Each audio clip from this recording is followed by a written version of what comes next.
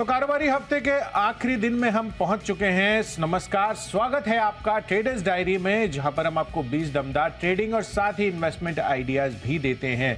तो global cues पर बात करने से पहले आज फ्राइडे का मूड माहौल जानते हैं अरमान से। बिल्कुल, देखिए अगर इस पूरे हफ्ते अगर आप देखें तो काफ़ी मज़ा आया, काफ़ी हमने नई चीज़ें भी आपको सारे सेक्टर्स में हमने देखा कि सारे सेक्टर्स में भी हमको कुछ नई चीज़ें सीखने के लिए मिली। और ओवरऑल अगर आप देखें, ओवरऑल हमारा मार्केट भी अच्छा है, आरबीआई पॉलिसी भी हमारे लिए अच्छी ठीक ठाक होती हुई दिखी, तो मार्केट माहौल पूरा सब कुछ बढ़िया ही है। बिल्कुल अरमान, और आरबीआई पॉलिसी को लेकर तो एक्सपेक्टेशंस यही थी कि खैर फ्लैट रहने का अनुमान है।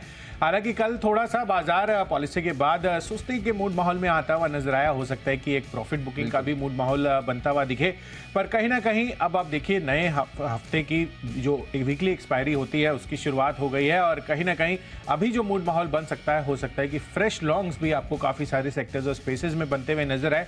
हालांकि कुछ एक सेक्टर्स और स्पेसेस जहां पर बहुत ही बेहतरीन तेजी ऑलरेडी आ चुकी है, वहां पर हो सकता है इन्वेस्टर्स, जो शॉर्ट टर्म इन्वेस्टर्स हैं या ट्रेडर्स हैं आप कह सकते हैं, वो मुनाफा वसूली अपनी करती हुई दिखे। तो चलिए इसी संकेतों के बीच किस तरह से ग्लोबल क्यूज कल पैन आउट होते हुए दिखे हैं उस पर भी एक नजर डाल लेते हैं। सबसे पहले आप देखिए एसजीएक्स निफ्टी किस तरह से रुझान ले रहा है ग्लोबल क्यूज से, करीब 30-40 अंकों की तेजी के साथ यहां पर कारोबार हो रहा है। तो मूड माहौल ठीक ठाक अभी के लिए तो लग रहा है। अब देखना होगा कल जिस तरह से हम post second half, in fact second half में ही जिस तरह की गिरावट कल हमारे बाजारों पर आती हुई दिखी, आज देखना है कि यहां पर जो ओपनिंग होती है वो सस्टेन कर पाती है या नहीं, वो एक बड़ा सवाल रहेगा। पर कल डाउ जोन्स आप देखिए 170 अंकों की तेजी के साथ करीबन बंद होते हुए नजर आए। यहां पर लगातार खरीदारी का मूड माहौल बनता हुआ नजर आ रहा था, और कहीं ना कहीं इसका जो क्यूज है, चाहे आप नैस्डैक पर भी नजर डालेंगे तो वहां पर भी 1% से ज्यादा की तेजी का रुझान आपको आता हुआ दिखेगा। तो नैस्डैक और डाउ जोन्स में तो अच्छा रुझान था। साथ ही अगर आप यूरोपियन मार्केट्स को देखेंगे तो वहाँ पे मिले जुले आपको अंदेशा वहाँ पर आता हुआ दिखेगा। तो जो यहाँ पर इम्पैक्ट है खासकर यूरोपियन मार्केट्स का, वो बहुत ज़्यादा अभी भारतीय बाजारों पर नहीं पड़ रहा है। लेकिन यूएस के मार्केट से क्यूज हम लेंगे और वहाँ पे आप देखिए जिस तरह की तेज़ी बनी है, देखना है कि यहाँ पर हमारे मार्केट में आज कैसा उस चीज़ का इम्पैक्ट आता हुआ नजर आता है। हालांकि एफआईज की तरफ से कैश मार्केट में खरीदारी अगेन होती हुई दिखी है, और कच्चा तेल वो करीबन 2% तक लुढ़कता हुआ भी दिखा है। तो ये दोनों क्यूज पॉजिटिव है हमारे बाजारों के लिए।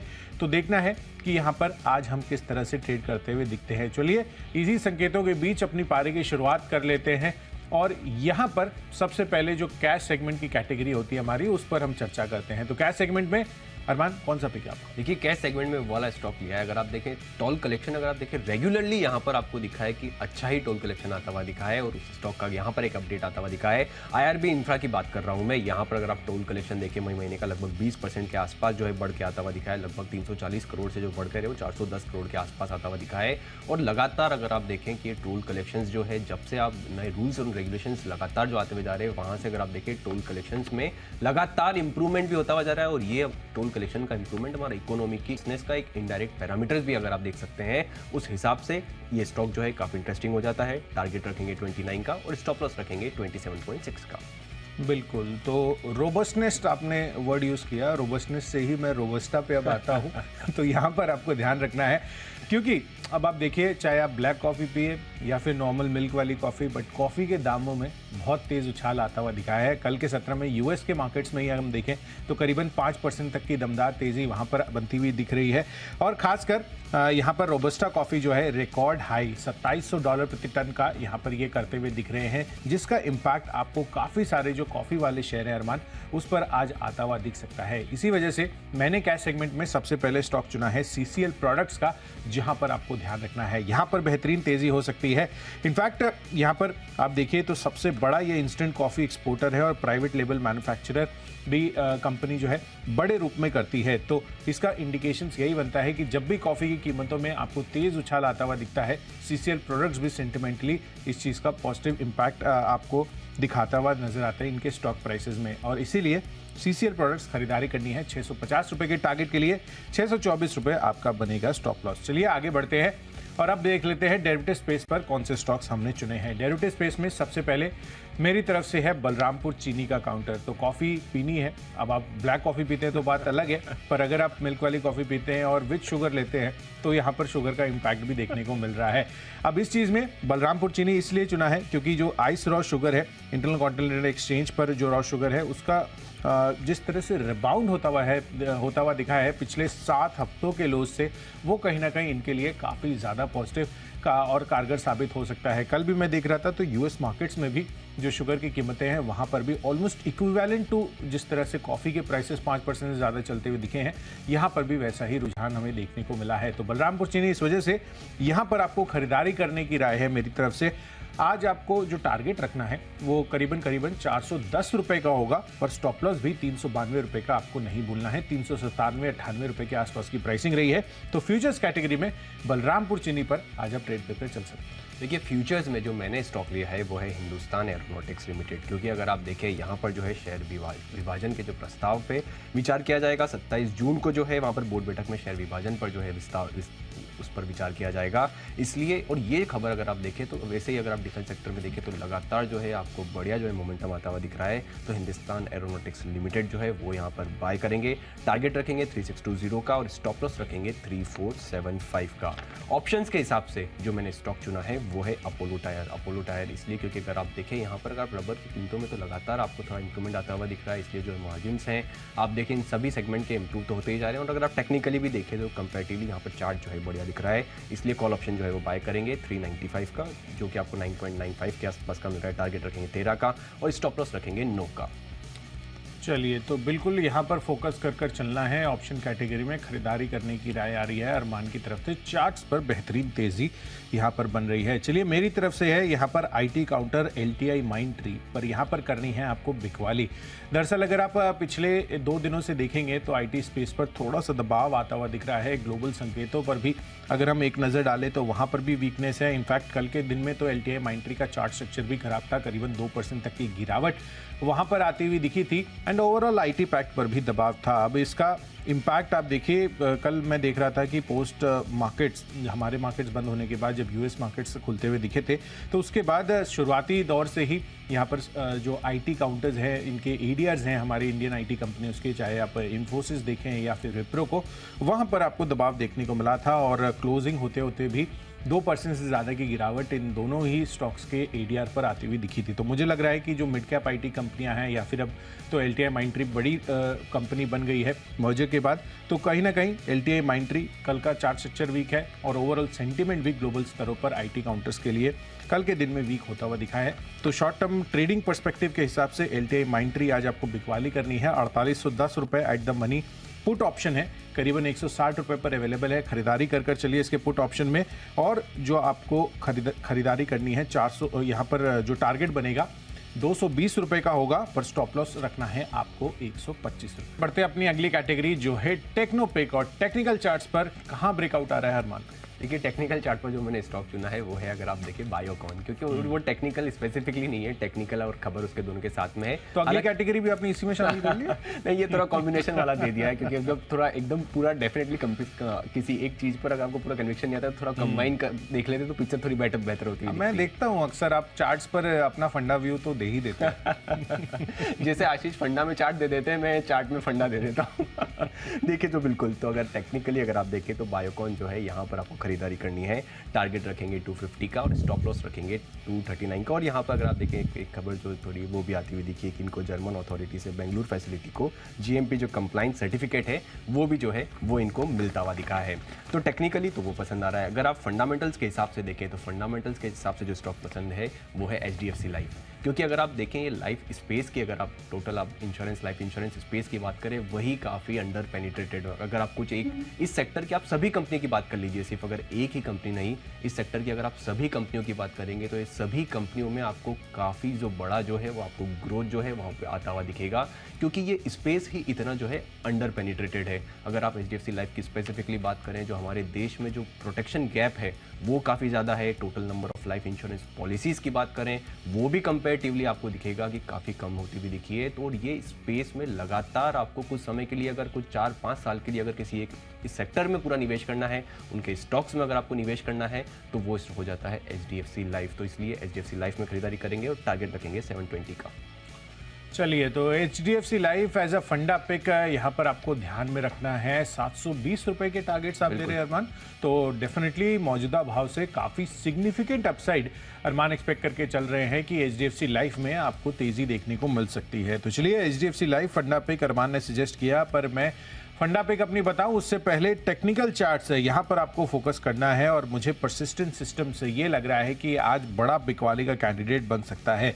तो LTI माइंट्री तो मैंने आपको पहले बताया ही, साथ ही परसिस्टेंट सिस्टम्स पर भी ध्यान रखिए। जिस तरह का कल गिरावट का मूड माहौल बना है, ओवरऑल अगर आप इसके चार्ट स्ट्रक्चर देखेंगे तो यहाँ पर भी 1.5 से 0.25% तक की आपको इंटरडे गिरावट परसिस्टेंट सिस्टम्स पर भी आती हुई दिख रही है। तो एक यहाँ पर हो सकता है कि गिरावट का रुझान आगे चलकर कंसिस्टेंट रहे परसिस्टेंट में। तो परसिस्टेंट सिस्टम्स यहाँ पर आपको करके चलनी है बिकवाली। कल एडीआर्स भी भारतीय आईटी कंपनियों के दबाव में रहे थे, तो यहाँ पर बिकवाली के लिए 4780 रुपए के टारगेट के लिए 5000 रुपए हायर साइड पर आपको स्टॉप लॉस कैप कर चलना है। तो चलिए, टेक्नो पिक भी मैंने बता दी है, पर अब आते हैं फंडा पिक के लिहाज से कौन सा स्टॉक मैंने चुना है। फंडामेंटली मुझे स्टॉक पसंद आ रहा है बजाज ऑटो। इसके पहले भी मैंने आपको कई सारे ऑटो कंपनियों के यहाँ पर पिक्स बताए थे, तो यहाँ पर आपको नज़र रखनी है, क्योंकि खासकर अगर आप देखें तो हीरो मोटोकॉर्प या फिर टीवीएस मोटर्स ये हमारी सूची में कई बार मैंने शामिल किए हैं। और साथ ही आप देखिए ऑटो एंसिलरी स्पेस, कल मैंने आपको मदरसन सुमी भी बताया था, तो वहाँ पर भी अच्छी तेज़ी आती हुई दिखी, पर हालांकि वो लॉन्ग टर्म बेट है। तो बजाज ऑटो एज अ फंडा पिक यहाँ पर आपको कर चलनी है खरीदारी। अगर आप देखेंगे तो संस्थागत निवेशकों के लिहाज से DIIs और FIIs दोनों मिलाकर करीबन 22% यहाँ पर होल्ड कर चलते हैं। और आगे चलकर मैनेजमेंट और साथ ही अन्य जो एनालिस्ट इसको ट्रैक करते हैं, उनका ये मानना है कि जो एक्सपोर्ट्स मार्केट है अफ्रीकन नेशंस में खासकर, वहाँ पर बड़ा रिवाइवल आगे चलकर आ सकता है 3 से 4 महीनों में। तो लंबी अवधि का अगर आप यहाँ पर लक्ष्य बनाकर चलेंगे कि भाई मुझे होल्ड करना है करीबन 12 महीनों के लिए, निफ्टी स्टॉक है, तो फंडामेंटली वैसे ही कोई कंप्लेन नहीं है। एंड लगातार स्टॉक में बेहतरीन तेजी का मूव आपको आता हुआ दिखा है। पर तो बजाज ऑटो यहाँ पर खरीदारी कर चलिए। प्रीमियम सेगमेंट में हम जानते ही हैं कि किस तरह की बादशाहत इन्होंने मेंटेन की हुई है। तो 5500 रुपए के टारगेट्स के लिए यहाँ पर खरीदारी करनी है। और ब्रोकरेज हाउस JP मॉर्गन भी बुलिश होते हुए दिख रहे हैं। ओवरवेट रेटिंग बरकरार रखी है और लक्ष्य यहाँ पर भी इन्होंने बढ़ाया है। 5150 से बढ़ाकर 5380 रुपए के टारगेट्स दे रहे हैं। तो मुझे लग रहा है कि यहाँ पर अगले 1 साल में आपको और फर्दर तेजी 5500 रुपए के टारगेट्स मेरी तरफ से बजाज ऑटो में।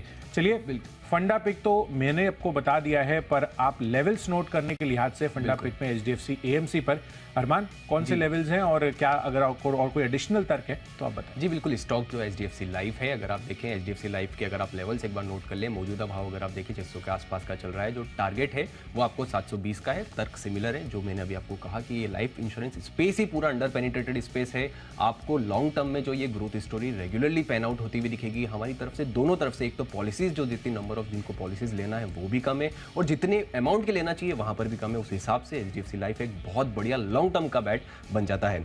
इन्वेस्टमेंट के हिसाब से जो मैंने स्टॉक चुना है वो है TVS इलेक्ट्रॉनिक्स। अब TVS इलेक्ट्रॉनिक्स को चूज करने का रीजन अगर आप देखें, देखिए ग्रुप में आपको कोई टेंशन नहीं है। TVS ग्रुप की कंपनी है तो उसमें आपको कोई टेंशन नहीं है। कंपनी कारोबार क्या करती है, डॉट मैट्रिक्स प्रिंटर देख लीजिए, बारकोड स्कैनर्स, बारकोड लेबल्स देख लीजिए, या फिर आप जो इनका कस्टमर सर्विस सेंटर्स हैं, जहाँ पर अगर आप बात करें HP हुआ, या फिर आप ऐसे दूसरे जो अगर आपको देखें ब्रांड्स हैं, वहाँ पर जो इनका सर्विस का जो है वो भी होता है, वो दिखता है। और मुझे जो लग रहा है कंपैरेटिवली अगर आप FY23 का कैश फ्लो देखेंगे तो वहाँ पर कंपनी ने लगभग 16 करोड़ के आसपास का जो कैपेक्स किया है, उसका जो फायदा है आने वाले समय में यहाँ पर होता हुआ दिखेगा। तो इसके चलते आपको TVS इलेक्ट्रॉनिक्स में खरीदारी करनी होगी। टारगेट रखेंगे 450 का, और ड्यूरेशन रखेंगे 1 साल का। चलिए, तो TVS इलेक्ट्रॉनिक्स यहाँ पर खरीदारी का मूड माहौल बन रहा है अरमान की तरफ से। डेफिनेटली खरीदारी कर चलिए, अच्छे फंडामेंटल्स यहाँ पर भी हैं।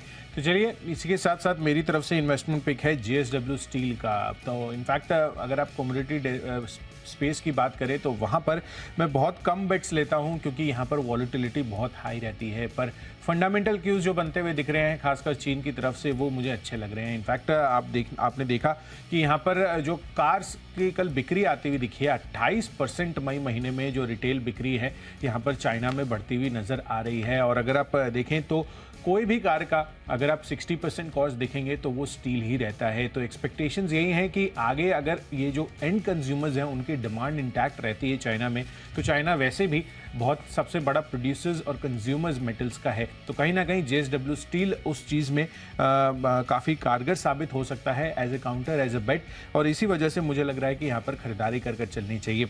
वैसे भी अगर आप संस्थागत निवेशकों को देखेंगे तो 26% एफआईआईज होल्ड कर चलते हैं और डीआईएस की भी लगातार खरीदारी बढ़ती हुई दिखी है। मार्च 2022 में करीबन 7.94% टू बी प्रिसाइज ये इनका आंकड़ा था और अब ये बढ़कर 9.47% भी होता हुआ दिखा है। तो लगातार खरीदारी पिछले एक साल से डीआईएस जेएसडब्ल्यू स्टील में करते हुए नजर आ रहे हैं। तो इसी वजह से मेरा आज के लिए इन्वेस्टमेंट पिक होगा जेएसडब्ल्यू स्टील। अगले एक साल में 900 रुपए के टारगेट्स के लिए आप इसको प्ले ऑन कर चल सकते हैं। तो चलिए, निवेश के लिहाज से मैंने आपको बताया जेएसडब्ल्यू स्टील। खबरों के दम पर मेरी तरफ से जो स्टॉक है वो है ट्राइजीन टेक्नोलॉजीज का। यहाँ पर खरीदारी करके चलनी है। हालांकि जो ऑर्डर इन्होंने जीता है, जो कॉन्ट्रैक्ट इनको मिला है, उसका अमाउंट दिया हुआ नहीं है, बट इनकी जो सब्सिडियरी है उन्होंने enterprise technology staffing support city of Baltimore Maryland, यानी कि यूएस की ये कंपनी है, इनकी तरफ से इनको ये कॉन्ट्रैक्ट मिलता हुआ दिखा है और इसी वजह से मुझे लग रहा है कि आज ये स्टॉक फोकस में रह सकता है। तो खरीदारी कर चलिए। 113 रुपए के टारगेट के लिए स्टॉप लॉस होगा 107 रुपए का। देखिए, खबरों के हिसाब से जो मैंने स्टॉक चुना है, जिसका तर्क आप ऑलरेडी दे चुके हैं, जो कुछ शुगर के भाव में तेजी आई थी। हालांकि अगर आप देखें, कुछ टाइम पहले काफी हाई बढ़ा हुआ था, फिर वहां से गिरावट हुई थी और फिर गिरावट से वापस जो है आपको यहाँ पर भाव में थोड़ा उछाल आता हुआ दिख रहा है। उस हिसाब से जो मैंने स्टॉक चुना है वो है त्रिवेणी इंजीनियरिंग। इसलिए यहाँ पर शुगर के भाव में अगर तेजी है, पूरा सेक्टर ही हो सकता है कि आपको थोड़ा मूवमेंट आता हुआ दिखे। यहाँ पर आप टारगेट रखेंगे 302 का और 7 हफ्तों के लो से रिबाउंड होता हुआ दिखा। बिल्कुल, अगर आप उसके पहले अगर आप देखेंगे तो लगातार बढ़ रहा था, फिर लगातार फिर थोड़ी बहुत गिरावट यहाँ पर आती हुई दिखी और फिर वापस ये रिबाउंड आता हुआ दिखा है। बड़ा रिबाउंड हुआ है। बिल्कुल, लगभग 4-5% के आसपास का रिबाउंड होता हुआ दिखा है। तो इसके चलते अगर आप देखें, पूरा शुगर स्पेस जो है वहां पर आपको जो है मूवमेंट आता हुआ दिखेगा। तो त्रिवेणी इंजीनियरिंग बाय करेंगे, टारगेट रखेंगे 302 का और स्टॉप लॉस रखेंगे 289.5 का। बढ़ते अपनी आखिरी और फाइनल कैटेगरी माई चॉइस की तरफ। और माई चॉइस में मेरी तरफ से यहाँ पर 2 खरीदारी और 1 बिकवाली का कॉल है अरमान, जिसमें सबसे पहले खरीदारी का कॉल मैं बता देता हूं और वो है मैक्स फाइनेंशियल सर्विसेज का। काफी दिनों के बाद ये स्टॉक हमारे रडार पर आ रहा है। हालांकि एनबीएफसी स्पेस पर हमारा फोकस बना हुआ है, पर यहाँ पर इस स्टॉक पर नजर बहुत ज्यादा नहीं पड़ी थी। क्यों? क्योंकि अभी तक का चार्ट स्ट्रक्चर में उतना परफॉर्मेंस नहीं आया था। पर अब अगर आप देखें, पिछले 1 महीने का चार्ट यहाँ पर बहुत ही बेहतरीन तेजी बनती हुई दिख रही है। पिछले 1 महीने में 660 रुपए के लेवल से लगातार काउंटर बढ़ते बढ़ते अब आप देखिए 700 के पार होता हुआ दिख रहा है। तो अच्छा मोमेंटम इस काउंटर ने पकड़ा है। चार्ट स्ट्रक्चर पर खरीदारी करके चलिए। 725 रुपए ये इसका अगला टारगेट होगा। स्टॉप लॉस रखना है आपको 698 रुपए का। चलिए, पहले कॉल तो ये हो गया है। दूसरा कॉल है माई चॉइस कैटेगरी में बर्जर पेंट्स का, जहां पर आपको खरीदारी करनी है। कच्चे तेल में तो 2-2.5% तक की गिरावट आई है, तो वो एक पॉजिटिव फैक्टर है। पर इसका भी अगर आप चार्ट मूवमेंट देखेंगे पिछले 1 महीनों का, तो 587 रुपए के लेवल से अब ये 650 रुपए के आसपास आ चुका है। तो नया टारगेट इसका आज के लिए बनाए 665 रुपए का, 640 रुपए के स्टॉप लॉस के साथ। और आखिरी कॉल है बिकवाली का और वो है अपोलो हॉस्पिटल्स पर। 65 के पी पर ये काउंटर ट्रेड करता हुआ दिख रहा है और ऊपरी स्तरों से गिरावट कल के सत्र में यहाँ पर बनती हुई नजर आई है। तो भारी बिकवाली हो रही है और मुझे लग रहा है कि यहाँ पर जिस तरह की वैल्यूएशन है, हो सकता है कि अपोलो हॉस्पिटल्स उसको सस्टेन ना कर पाए। तो इसी वजह से अपोलो हॉस्पिटल्स मेरी तरफ से बिकवाली का कॉल है। 4800 रुपए के टारगेट के लिए 5020 रुपए आपको यहाँ पर भी रखना है स्टॉप लॉस। देखिए, माय चॉइस में जो मैंने तीनों स्टॉक लिए हैं और देखिए टारगेट रखेंगे 244 का और स्टॉप लॉस रखेंगे 233 का। दूसरा स्टॉक है हिंदुस्तान जिंक, क्योंकि अगर आप देखें ओवरऑल सिल्वर के भाव में जो तो आपको 3-3.5% के आसपास का जो तेजी जो है वहाँ पर आती हुई दिखती है। हो सकता है कि आपको यहाँ पर भी जो है मोमेंटम आता हुआ दिखे, इसलिए हिंदुस्तान जिंक को बाय करेंगे। टारगेट रखेंगे 314 का और स्टॉप लॉस रखेंगे 301.5 का। और आखिरी स्टॉक है वो है एनएचपीसी, क्योंकि अगर आप देखें यहाँ पे मध्य प्रदेश सरकार से इनकी सब्सिडरी एनएचडीसी को पंप हाइड्रो स्टोरेज साइट जो है वो आवंटित होती हुई दिखी है। उसके चलते हो सकता है यहाँ पर भी आपको जो है कंपैरेटिवली मूवमेंट जो है बेटर आता हुआ दिखे, इसलिए टारगेट रखेंगे 46.5 का और स्टॉप लॉस रखेंगे 44.4 का। तो चलिए, यहाँ पर विस्तार से हमने सभी स्टॉक्स और उनके लेवल्स ये तो आपको बता दिए हैं, पर एक quick recap across the board कैसा रहा है वो देख लेते हैं आज के सेशन में। तो सबसे पहले सीसीएल प्रोडक्ट्स कैश सेगमेंट में यहाँ पर खरीदारी करनी है। कॉफी की कीमतों में जोरदार उछाल कल के सत्र में आता हुआ दिखा है। साथ ही निचले स्तरों से अच्छा रिबाउंड आपको शुगर प्राइसेस पर भी आया है। तो बलरामपुर चीनी पर भी खरीदारी कर चलिए। ऑप्शंस कैटेगरी में एलटीआई माइंडट्री और परसिस्टेंट सिस्टम्स टेक्नोपिक में यहाँ पर करनी है आपको बिकवाली। आईटी स्पेस मुझे आज के लिए कमजोर लग रहा है। साथ ही बजाज ऑटो अगले 1 साल में 5500 रुपए के टारगेट्स दिखा सकता है। इन्वेस्टमेंट के लिहाज से मेटल स्पेस से जेएसडब्ल्यू स्टील पर फोकस रखिए और ट्राइजिन टेक्नोलॉजीज के लिए भी अच्छी खबर की डेवलपमेंट है, तो 113 का लक्ष्य यहां पर भी बनाकर चलिए। और माई चॉइस कैटेगरी में मैक्स फाइनेंशियल सर्विसेज और बर्जर पेंट्स, इन दोनों में तो आपको खरीदारी करनी है, पर अपोलो हॉस्पिटल्स चार्ट स्ट्रक्चर बेहद वीक लग रहा है, यहां पर कर चलनी है बिकवाली। और यहाँ पर बिकवाली जो करनी है अपोलो हॉस्पिटल्स, वही मेरा आज का बेस्ट पिक है। जिस तरह से गिरावट यहाँ पर होती हुई दिखी है, महंगी वैल्यूएशंस है, 4,800 रुपए के टारगेट के लिए आज के लिए अपोलो हॉस्पिटल्स हो सकता है कि आज आपको और कमजोर होता हुआ दिखे। देखिए कर लेते हैं रिकैप। कैश में है आईआरबी इंफ्रा जो है काफ़ी बढ़िया लग रहा है फ्यूचर्स के हिसाब से। हिंदुस्तानी एरोनॉटिक्स, क्योंकि यहाँ पे शेयर विभाजन के प्रस्ताव पर विचार जो है उसकी खबर आती हुई दिखी है। ऑप्शंस के हिसाब से अपोलो टायर में खरीदारी करेंगे। टेक्निकली बायोकॉन जो है वो अच्छा लग रहा है। फंडामेंटली एचडीएफसी लाइफ जिस स्पेस में है वो काफ़ी लॉन्ग टर्म स्टोरी है। इन्वेस्टमेंट के हिसाब से टीवीएस इलेक्ट्रॉनिक्स में हम खरीदारी करेंगे। खबरों के हिसाब से त्रिवेणी इंजीनियरिंग में होगी खरीदारी। और माई चॉइस में अगर आप बात करें टाटा कॉफी, हिंदुस्तान जिंक, जहाँ पर अगर आप कॉफी के दाम या फिर सिल्वर के दाम वहाँ पर देखें जो मजबूत होते हुए दिखे उसका फायदा होता हुआ दिखेगा। और एनएचपीसी में भी खरीदारी करेंगे, क्योंकि जहां पर जो खबर आती हुई दिखी है उसका भी जल्द फायदा जो है वो होता हुआ दिखेगा। और इन सब में जो मेरा बेस्ट पिक होगा वो है टीवीएस इलेक्ट्रॉनिक्स, क्योंकि जो जिस ग्रुप में है और जिस कैपेक्स का इनको फायदा होता हुआ दिखेगा उसके चलते ये बढ़िया फोकस में रहेगा। चलिए, तो टीवीएस इलेक्ट्रॉनिक्स बढ़िया फोकस में रहने वाला है, बेस्ट पिक अरमान की तरफ से आती हुई दिख रही है। तो चलिए, हमने आपको रिकैप करके भी बता दिया है हमारी जो 20 दमदार ट्रेडिंग और इन्वेस्टमेंट आइडियाज़ हैं, पर आगे की रणनीति क्या बनानी है, मार्केट में किस तरह से आज आपको ट्रेड कर चलना है। कारोबारी हफ्ते का आखिरी दिन है, यूएस से भी क्यूज ठीक ठाक आ रहे हैं, तो इन सभी संकेतों के बीच यहाँ पर किस तरह से ट्रेड करना चाहिए समझने के लिए सीधे चलते हैं शेयर बाजार लाइव में अनिल सर और दीपांशु के पास। Deepanshu, good morning and happy Friday. Happy Friday Kushal, आपको भी और अरमान और हम सबको। फाइनली वीकेंड आ चुका है। ये हफ्ता बड़ा अच्छा रहा है, एंटरटेनिंग रहा है, मजेदार रहा है, बढ़िया मूवमेंट देखा है। कल की पॉलिसी शानदार रही, उसके बाद थोड़ी मुनाफा वसूली जरूर बाजार में आई, बट क्या आज अब ट्रेंड वापस रिज्यूम होगा? कैसा रहेगा वीकेंड सेशन हमारे बाजारों के लिए? आइए करते हैं इस पर फोकस। शुरुआत करते हैं शेयर बाजार लाइव की।